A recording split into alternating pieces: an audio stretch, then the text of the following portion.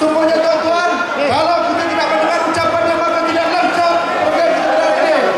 Beliau satu-satunya pemimpin muda yang berani berdepan dengan pembangkang. Siapa dia? Dengan segala persilakan Yang Berhormat Saudara Khairi Jamaluddin. Assalamualaikum warahmatullahi wabarakatuh. Salam satu Malaysia. Yang Berhormat Tan Sri Mahyudin Yassin Timbalan, Perdana Menteri Malaysia. Terusnya Saudara Razali, Janim, Saudara Jo, saya, Dr. Saravanan, Dr. Wikasyo, Dato' Chandra Sekren, ketua-ketua bahagian yang bersama dengan kita, pimpinan pergerakan pemuda, semua parti-parti komponen Barisan Nasional, tuan-tuan, puan-puan dan sahabat sekalian, saudara-saudara dan sahabat sekalian. Pertamanya saya merangkamkan terima kasih kepada pemuda Barisan Nasional Wilayah Persekutuan kerana begitu ramai saudara-saudara datang pada pagi ini. Yang Berhormat Tan Sri, disebut bahawa di wilayah Persekutuan ini tidak ada sokongan orang muda untuk Barisan Nasional. Pembangkang kata di Kuala Lumpur di wilayah Persekutuan, orang muda tidak sokong Barisan Nasional. Dia kata kalau pilihan raya datang nanti, wilayah Persekutuan akan tumbang kepada pembangkang sekali lagi. Pagi ini saja Tan Sri, pagi ini saja ini baru jentera kita. Jentera kita selama 5,000 anak muda daripada pemuda Barisan Nasional wilayah Persekutuan datang tampil pada pagi ini. Nyatakan sokongan kami kepada Barisan Nasional, kepada pimpinan PM, kepada pimpinan TPM untuk pastikan pilihan raya akan datang. Kita akan tawan semua Kuala Lumpur. Hidup, hidup, hidup PM. Hidup, hidup, hidup PM. Hancur, hancur, hancur Pakatan. Hancur Pakatan. Siapa pilihan anak muda? Siapa pilihan anak muda? Siapa pilihan anak muda? Tan Sri, kita lihat hari ini bagaimana terdesaknya pembangkang nak cuba dapat undi orang muda, terpaksa buat janji-janji yang sudah pasti mereka tak dapat dilaksanakan. Kita tengok yang terbaru Tan Sri, bagaimana Anwar cakap dalam ceramah beliau, kalau menang dia akan hapuskan pinjaman PTPTN. Sebelum itu beliau cakap kalau menang akan turunkan harga minyak. Sebelum itu beliau cakap kalau menang akan hapuskan semua tol jalan raya. Saya percaya Tan Sri, anak-anak muda di wilayah Persekutuan sekali sudah kena tipu.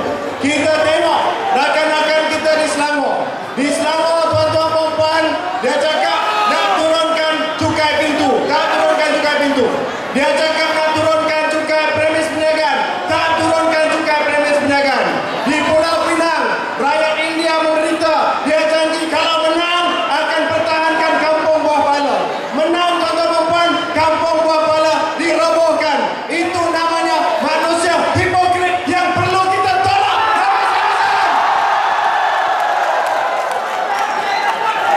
Tengok tuan-tuan perempuan, tadi Rosna sebut bahawa hari ini mahasiswa diperbudakan, diarak ke dataran Merdeka, dibuat perkemahan di dataran Merdeka. Kononnya itu suara mahasiswa.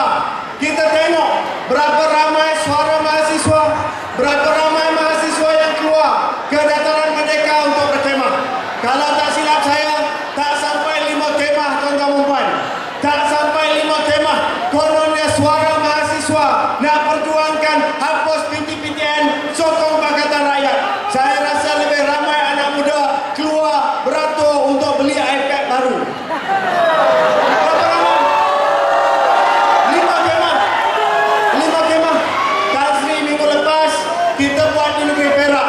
Pilihan orang muda Barisan Nasional Himpunan 10,000 anak muda datang. Hari ini Tan Sri di wilayah Persekutuan ini baru jentera kita 5,000. Kalau nak banding dengan 5 kemah di dataran Merdeka, Tan Sri